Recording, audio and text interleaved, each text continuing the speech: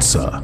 दूसरों के साथ हो तो बस खबर है, अपने साथ हो तो दुर्घटना। घर कब आओगे? देखिए सुपर क्राइम टाइम, अपना ख्याल रखना।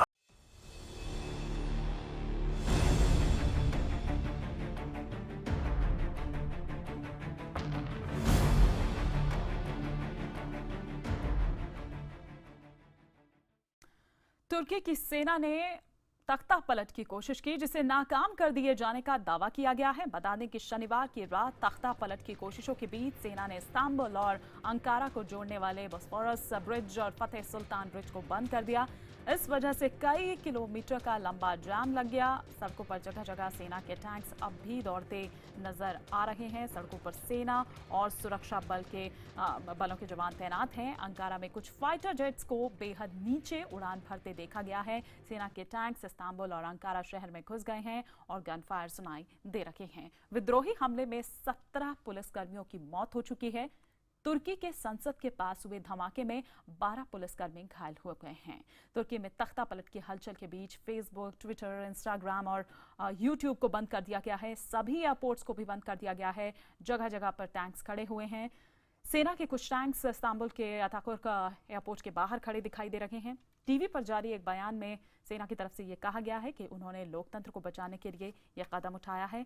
टीवी पर प्रसारित बयान में कहा गया है कि देश पर पीस काउंसिल का नियंत्रण है और कर्फ्यू और मार्शल लॉ लागू कर दिया गया है।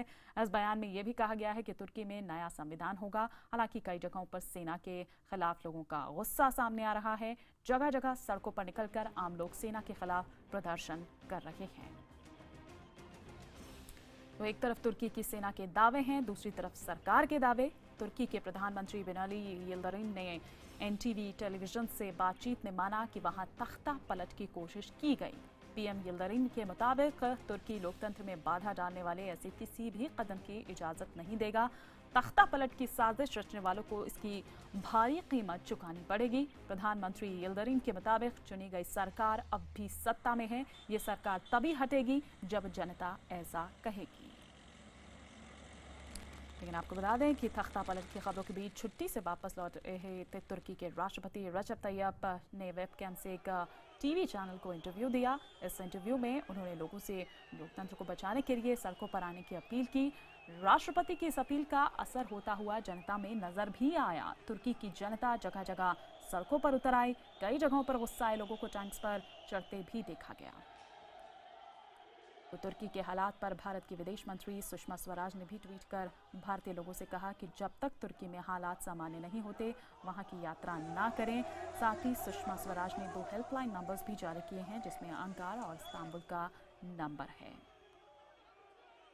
तो तुर्की में सेना की तख्ता पलट की कोशिश, हम आपको तस्वीरें यहां पर दिखा रहे हैं।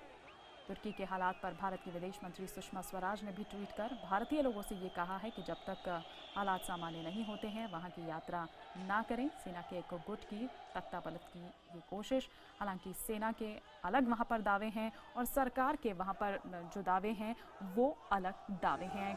क्या फिलहाल जानकारी और मिल पा रही है, किस तरह की इन्फॉर्मेशन?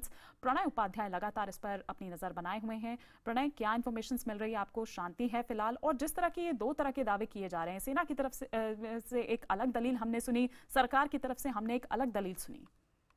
देखिए, अभी फिलहाल कॉन्फ्लिक्टिंग रिपोर्ट्स आ रही हैं वहां से, इसलिए कहना मुश्किल है कि क्या वाकई में जो तख्ता पलट की कोशिश हुई थी वो नाकाम हो गई है। हालांकि राष्ट्रपति अर्दोगान ने यह दावा किया है, उनके प्रधानमंत्री यिल्दिरिम का भी ये दावा है कि ये कोशिश नाकाम कर दी गई, लेकिन अभी भी टर्की के आसमान पे कई एयरक्राफ्ट उड़ान भर रहे हैं और बाकायदा यिल्दिरिम का बयान आया है और उन्होंने एयरफोर्स से कहा है कि जो भी रोग एयरक्राफ्ट है उन्हें मार गिराया जाए। ये अपने आप में बहुत अनप्रेसिडेंटेड स्थिति है कि एयरफोर्स का इन्वॉल्वमेंट किसी कू में हो, किसी तख्ता पलट में हो और एयरफोर्स का ही अपने ही विमान अपने ही एयरफोर्स के दूसरे विमानों को इस बात के लिए मार गिराएं क्योंकि वो रोग हो गए हैं। ये अपने आप में बहुत ही अनप्रेसिडेंटेड सिचुएशन है जो टर्की में इस समय देखने को मिल रही है।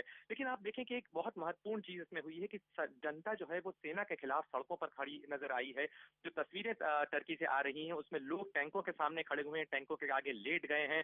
उन्होंने हथियारबंद पुलिस जो सैनिक थे उन्हें पकड़ लिया है और इस तरह की स्थिति टर्की के कई शहरों में नजर आ रही है। लेकिन अब भी चूंकि पार्लियामेंट के ऊपर बॉम्बिंग हुई है, और इसके अलावा इस्तांबुल एयरपोर्ट पे भी धमाकों की आवाज आई है। करीब 48 लोगों के मारे जाने की रिपोर्ट अब तक आ रही है।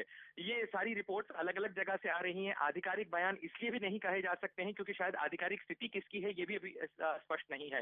लेकिन ये बात जरूर है कि सरकार अपना नियंत्रण बताने की पूरी कोशिश कर रही है वहां पे, और अंतर्राष्ट्रीय स्तर पर भी इस चीज में अर्दोगान को समर्थन मिला है और सबने कहा है कि डेमोक्रेसी की रक्षा वहां पे की जानी चाहिए। जहां तक भारतीयों का सवाल है, वहां पे काफी संख्या में भारतीय मौजूद हैं, लेकिन भारत सरकार ने अभी केवल सभी लोगों को ये ताकीद की है, सभी लोगों को ये हिदायत दी है कि सभी भारतीय जो इस समय टर्की में मौजूद हों वो अपने घरों में रहें और घरों से बाहर न निकलें।